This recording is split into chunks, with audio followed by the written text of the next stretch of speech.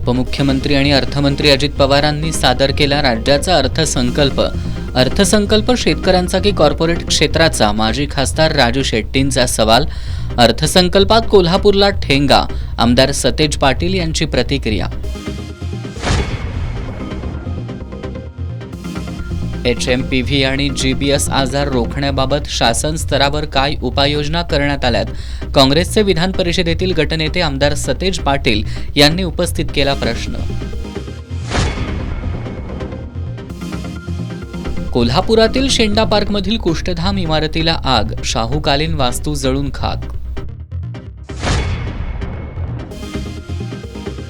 बिलं मिळाली नाहीत तर आत्महत्येशिवाय पर्याय नाही।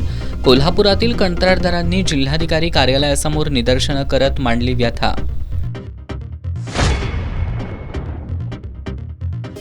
आणि प्रशांत कोरटकरचा अंतरिम जामीन रद्द व्हावा अशी मागणी करत पोलिसांनी न्यायालयात धाव घ्यावी। इंडिया आघाडी आणि शिवभक्तांचं जिल्हा पोलीस अधीक्षकांना निवेदन।